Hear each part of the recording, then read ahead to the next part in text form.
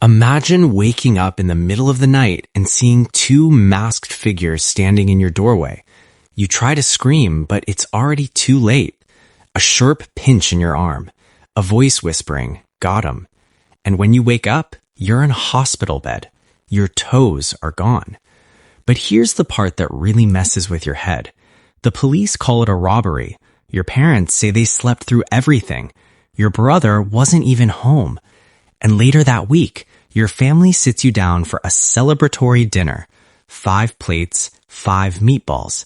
A rare type of sheep you won't find anywhere around here. They all eat. They watch you. And when you don't take a bite, someone whispers the word, suspicious. Today's story isn't just about a break-in. It's about something much worse. It's about a guy who thinks his own family might be fattening him up and then slowly carving him away. Is he paranoid? Is he traumatized? Or is something truly horrifying happening inside that house? Lock your doors, turn the lights down, and let's get into this one. I think my family is trying to eat me. I've been big since I can remember. My weight always bothered the hell out of me, but no one else really seemed to care. Husky, not chunky, my mom would say. I think the first really odd thing that stuck with me started with my older brother, Sid. He's the gym rat, damn near bulging out of his clothes. Halfway through my freshman year in high school, I asked him to start taking me to the gym with him. Being the designated fat guy in class, in gym, and the friend group was making me depressed. I was sick of it. Are you sure? You're not supposed to be working out when you're still growing. Supposed to be bad for the growth plates. You don't really need it anyway. What was I supposed to say? He's my older brother, but I looked that up later and it's bullshit. Wives' tale or whatever. Then 2 years later, I'd spent a paycheck from my first job on a set of dumbbells that I could use in the basement by myself. I was too self-conscious to go to the gym, so I'd spend an extra hour in the morning or at night doing reps. One day, Sid walked in and spent a few minutes correcting my form. That was nice, learning from my big brother who's usually too old, too busy to be spending time with me. Good, he nodded at my posture. Then he smiled and gave me a wink before ascending the basement stairs. But when I glanced at him just before he left, he was looking over his shoulder at me with this look. It was a complete switch-up, like disapproval or concern. I'm not sure, but I remember his face, and it wasn't pleasant. The next day, I couldn't find my dumbbells. I asked my mom if she had cleaned and moved them, but she said she hadn't. I asked Sid, and he denied it too. Don't need your little dumbbells, bro. That's just my warm-up. That was the last time I worked out. I never noticed concerning behavior from my parents until recently. Never thought about it too much. They're also much more subtle. When we were younger and Sid started working out, he'd demand salad at dinner, so my mom soon added a modest bowl of greens to the table every night. Always happened that by the time the salad bowl was in my hands, there'd be scraps of spinach, maybe a single cherry tomato left if I was lucky. Mom always smiled at me and said there'd be more next time. There never was. Don't get me wrong, I hated salad, but my big brother was eating it, so I'd be damned if I wasn't going to at least nibble on a leaf or two. One time, I even snatched the bowl early to try and get a serving, but my dad, smooth as butter, scooped it from my hands and chuckled like he had just caught a falling child. Easy there, buddy. Gotta let the people who need it go first. I looked around and down at my protruding gut. Seemed to me like I was the only one who needed it. In college, my insurance finally agreed to cover the staggering cost of an Ozempic prescription. Finally, I could lose the weight that had been holding me back from living a fulfilling life. Not commenting on obesity. If you're happy the way you are, that's great. But I wasn't, and it was getting to my mental. Picked up my prescription the same day. I'm afraid of needles, but I jabbed the pointy end of the pen into me with no hesitation. Life was beginning to look good. And then my mom found out. She sat me down at the kitchen table and expressed her concerns, but every rebuttal I landed, every fallacy I pointed out was denied. There's nothing wrong with you. You're perfect the way you are. Honey, you wouldn't need to be using drugs if you actually tried to lose weight. I'm scared. I don't like seeing my son poking himself with a needle. We can help you as a family. The conversation ended with tears, but I didn't budge. We barely talked for the next few days. She didn't even look at me when I was in the same room as her. Then, one day, she wakes me up with breakfast in bed, acting all sweet and nice, asking if I wanted to go out to eat later today. Couple hours later, and I get a call from my insurance company.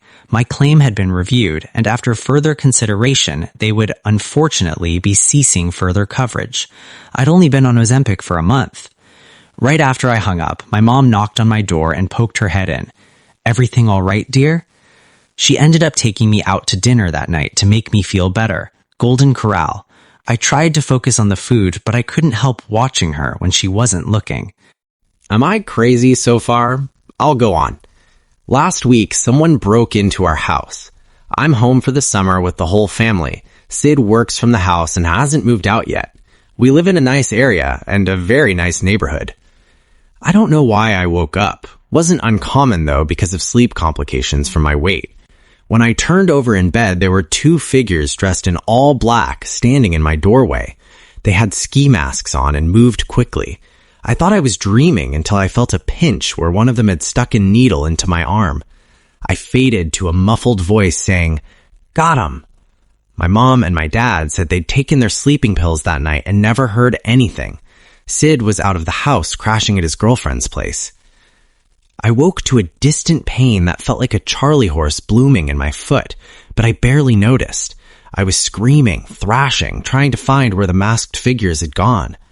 Maybe it was a nightmare, I hoped, until I felt something warm down by my feet and I looked, trying to remember if I had put on mismatched socks before I went to bed.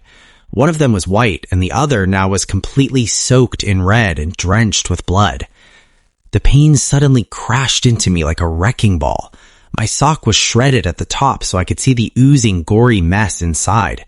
My last thought before passing out again was, my toes. They took my toes. The police said it looked like a robbery. There was something stolen from every room. I asked them from my hospital bed why they would maim me like that. "You were the only one who woke up. Just bad timing, kid, sorry," the detective said. "Sometimes these sick bastards like taking a trophy with them." He shook my father's hand and said he'll be doing everything he can to find the masked figures. My father thanked him and said he'd meet him at the bar later. It's a small town. Everyone knows everyone, which shouldn't mean anything, but I don't know. I feel like I'm losing my mind. I was released from the hospital after a day with strict orders to stay in bed and rest. When my family drove me home, they had a big feast prepared.